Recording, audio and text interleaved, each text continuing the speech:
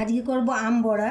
তো এইখানে এই ফুটো ফুটো নেট জাল নিয়েছি, এটা দিয়ে এই আমটাকে এইভাবে রসটাকে গেলে বের করে নিলাম। তো ভিডিওটা বড় হবে বলে আমি তোমাদেরকে দেখিয়ে দিলাম যে কীভাবে রসটা বের করেছি।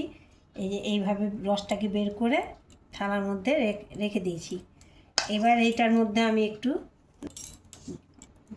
আম বড়ার জন্য দিলাম একটু লবণ, আর দেবো তোমার এখানে একটু ময়দা।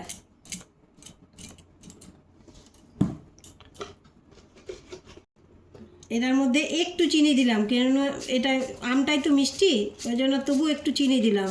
আম বড়া হবে এটা। তোমরা তো তালের বড়া খেয়েছো, আর তালের বড়াও হয়, আমি কাঁঠালের বড়াও করেছিলাম।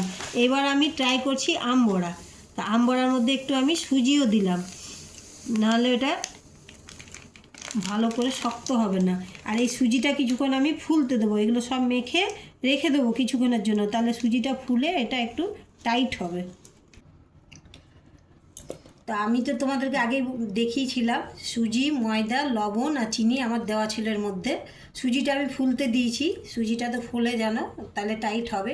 আর এই যে ছোট্ট চামচে 1 চামচ গোলমরিচের গুঁড়া দিলাম, একটু ঝাল ঝাল ভালো লাগবে। আর একটু এই যে ছোটো চামচে 1/2 চামচেরও কম খাবার সোডা দিলাম, যেহেতু সুজি আছে সেই জন্য খাবার সোডা দিলাম।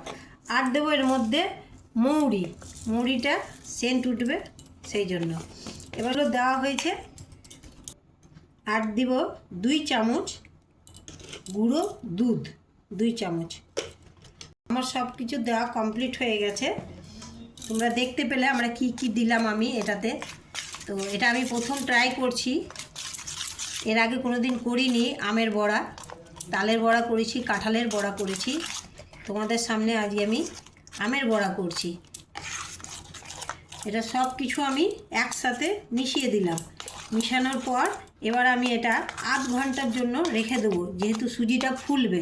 তারপর আমি বড়া করব, সেটা তোমাদেরকে দেখাবো। এটা আমার আধ ঘন্টা হয়ে গেছে, দেখো সুজিটা ফুলে শক্ত হয়ে গেছে। আর তোমরা যদি মনে করো এটা নরম হয়ে আছে, তাহলে তোমরাও সুজি বা ময়দা দিয়ে এটাকে একবার রেখে দেবে কিছুক্ষণের জন্য, তাহলে শক্ত হয়ে যাবে, তখনই এটা তৈরি করবে। খুব নরমে করো না। কড়াই গরম হয়ে গেছে, আমি সাদা তেল দিয়ে দিলাম। এই তেলের মধ্যে আমি একটু ঘি দিলাম। ঘি দিলে হয় কি, তেলের গন্ধটা চলে যায়। তেলটা আমার গরম হয়ে গেছে, এবার হাতের মধ্যে এইভাবে নিলাম আর এইভাবে ছেড়ে দিলাম। এইভাবে হাতের মধ্যে তুলবে, এই যে এইভাবে তুলবে, এইভাবে তুলে আর এইভাবে ছেড়ে দেবে। এবার বড়াগুলো আমি অন্য পিঠে উল্টিয়ে দিচ্ছি। এইভাবে সব বড়াগুলো উল্টিয়ে দেবো আমি। দেখো আমার বড়াগুলো ভাজা হয়ে গেছে, লাল লাল হয়ে, আর কি সুন্দর ফুলেছে, দেখো গোল গোল হয়ে ফুলে আসে, বুঝতে পারছো নিশ্চয়। এবার আমি এটা তেলটা ভালো করে চেপে ঝেড়ে নিলাম, এই যে ছাকনার দ্বারা ভালো করে ছেড়ে নিলাম, দিয়ে বাটিতে তুলে রাখলাম। এইভাবে আমি সব কটাই করে নেব, এইভাবে আমি সব কটাই করে নেব। আমার কিছুটা বড়া করা হয়ে গেছে, আরও এখনও বাকি আছে। তোমাদেরকে দেখিয়ে দিই বড়াগুলো কেমন হয়েছে। দেখো একদম তুলতুল করছে, নরম। এইভাবে সব বড়াগুলো আমি করে নেব। তো তোমরা তো সকলেই জানো যে আমি এই প্রথমেই আমি তোমাদেরকে বললাম যে আমি এই প্রথম করছি এই আমের বড়াটা। আমের বড়া আমি কোনোদিন করিও নি, খাইও নি। তো তোমাদের কেমন লাগলো অবশ্যই কমেন্ট করে জানাবে, আর তোমরাও বাড়িতে তৈরি করে খেও।